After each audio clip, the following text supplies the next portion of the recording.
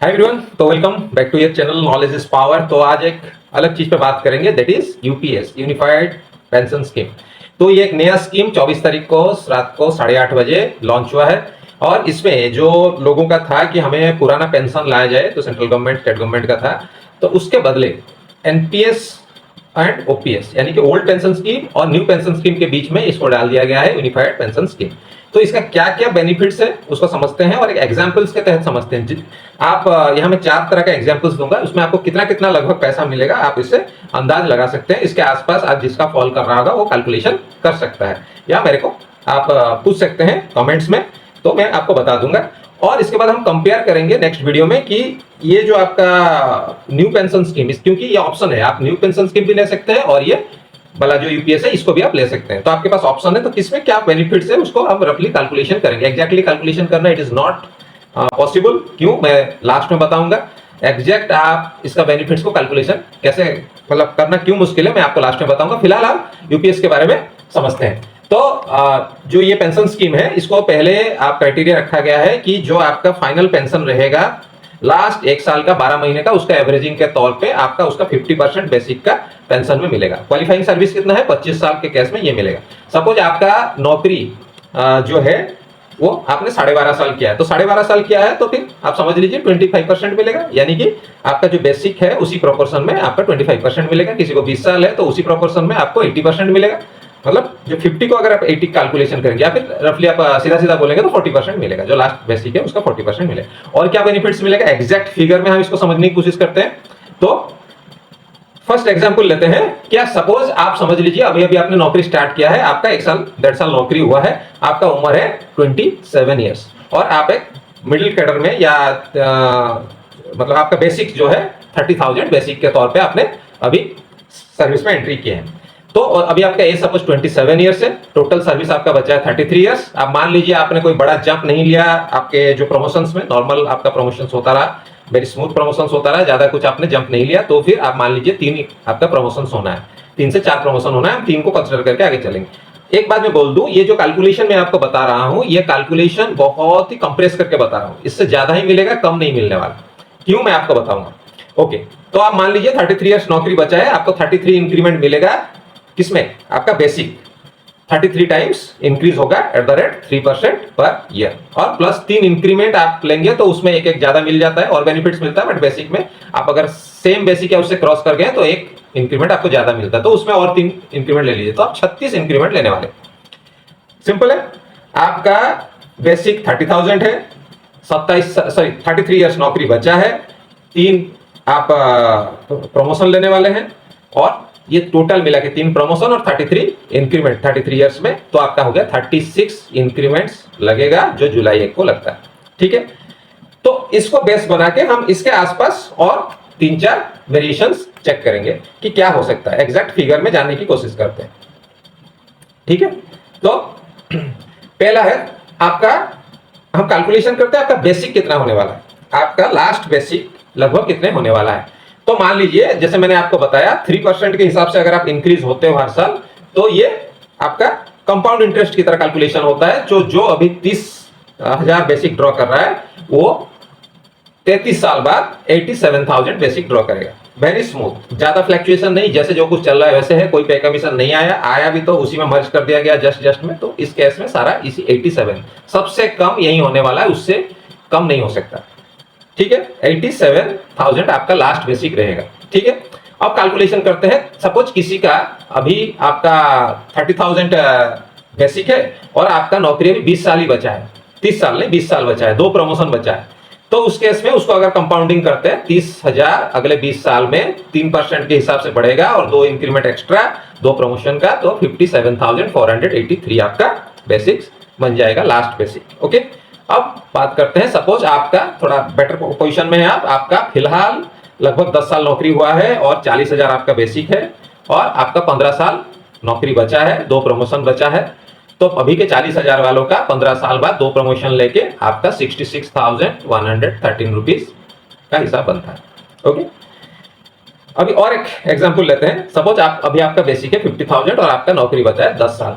Already आपने 15, 17, 18 साल नौकरी कर चुके हैं, अब ये 10 साल नौकरी बचा है, 1 प्रमोशन बचा है।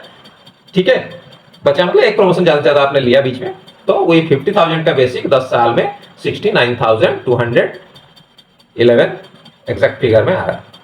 अगर पे कमीशन आ गया, वो आ गया, मैं बार बार बोल रहा हूं, उसको कैलकुलेशन में नहीं लिया गया। ये सिर्फ बेसिक का 3% के हिसाब से कैलकुलेशन, ये एग्जैक्ट होने वाला है। और कुछ हम इमेजिनरी लेंगे, उसको मैं बताऊंगा कहां पे हम इमेजिनरी ले रहे हैं और कहां पे एक्चुअल। ये एक्चुअल फैक्ट्स है, ठीक है। तो इस हिसाब से आपका चीजें बढ़ेगा।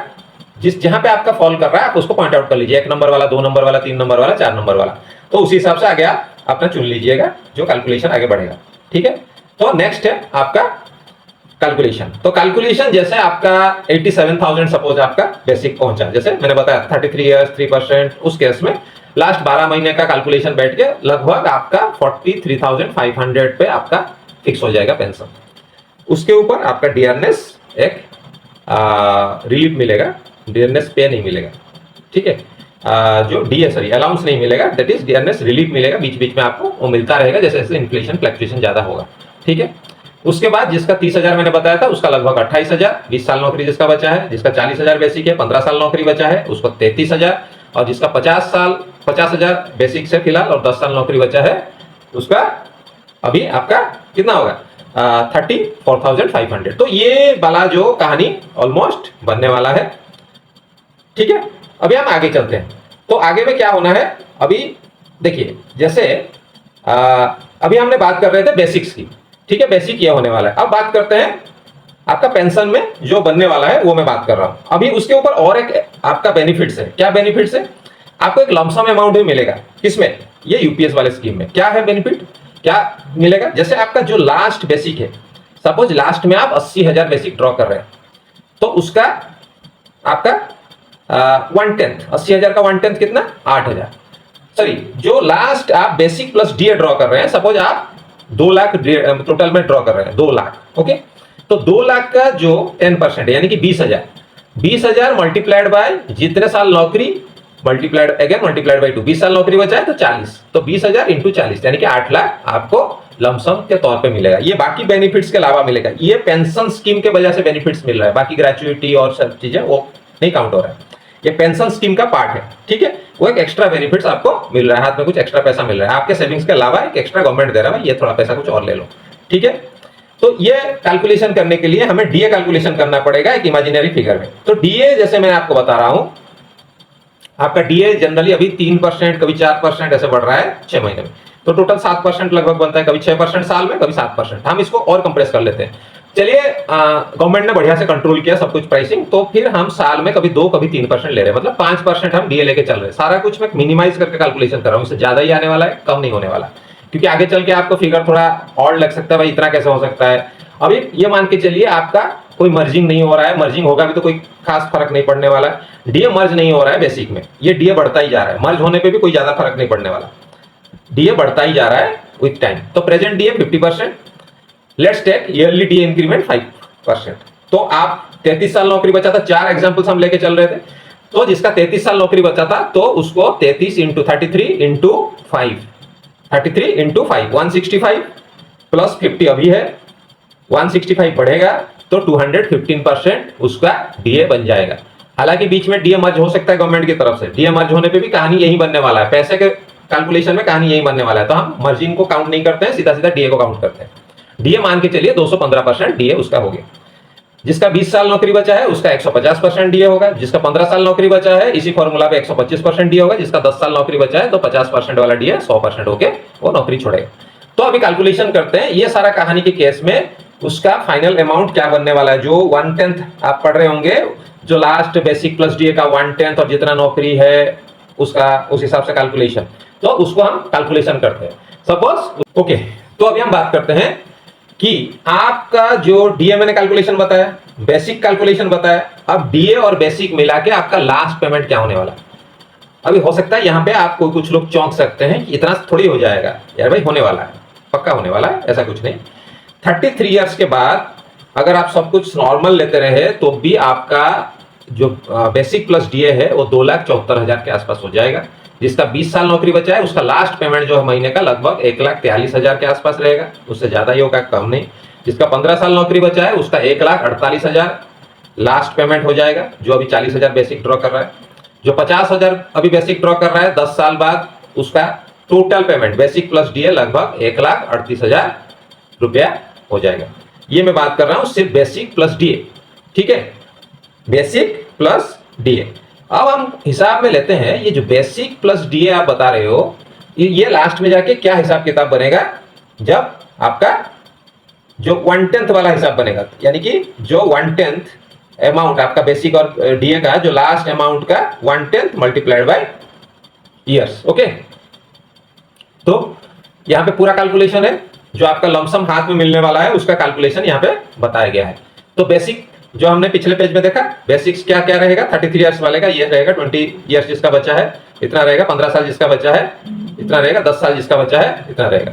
तो टोटल एक्स्ट्रा बेनिफिट्स क्या मिलने वाला है उसको हाथ में, तो हाथ में क्या मिलने वाला है उसको 16 लाख, जिसका 33 ईयर्स नौकरी बचा है उसको लास्ट में 16 लाख रुपया एक मिलेगा एक्स्ट्रा, प्लस ग्रेचुइटी वगैरह वो अलग, अपना सेविंग अलग, प्लस उसका पेंशन मिलेगा जो 43,000 समथिंग है।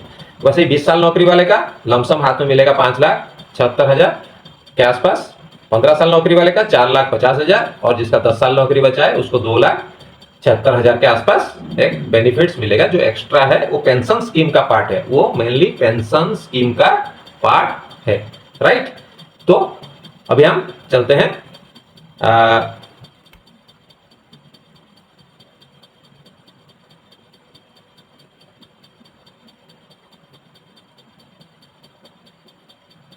ओके, सो ये मोटा मोटा है, तो ये कहानी है कि आपको कितना मिलेगा। अब इसका इस पेंशन स्कीम का फायदा क्या है, ये पेंशन स्कीम का एक फायदा है कि जो मैंने आपको बताया था, इस सबसे बड़ा फायदा है अगर आप रिटायरमेंट के बाद आप ज्यादा साल जिंदा रहते हैं तो फिर आपको ये इसका बेनिफिट दिखाई देगा कि आपको मिल रहा है ज्यादा पैसा। और मेन है आपका फैमिली सिक्योर्ड है, जो आपका न्यू पेंशन स्कीम में आपको पैसा वापस मिल जा रहा था आपका डेथ के बाद, आप पेंशन में कंट्रीब्यूटरी पेंशन में आपका डेथ के बाद पैसा वापस मिल जा रहा था, फैमिली को कोई बैकअप नहीं था। इसमें आपका डेथ के बाद आपका फैमिली भी कंटिन्यू रहेगा। पेंशन कितना रहेगा, 60% आपका जो मिल रहा है उसका 60% है। सपोज कोई 50,000 ड्रॉ कर रहा है, 60% मतलब 30,000, उसको 30,000 उसके फैमिली को मिलेगा, ठीक है। तो ये सीधा सीधा कैलकुलेशन है और मेन बेनिफिट्स इसका यही है। बाकी इसको कंपेयर अगर किया जाए न्यू पेंशन स्कीम में, बहुत ज्यादा एक्यूरेटली कंपेयर नहीं किया जाएगा, नेक्स्ट वीडियो में मैं इसको कंपेयर करूंगा। Let's try to compare it. Okay, चलिए फिर मिलते हैं नेक्स्ट वीडियो में कंपैरिजन के साथ। आज के लिए इतना ही, थैंक यू।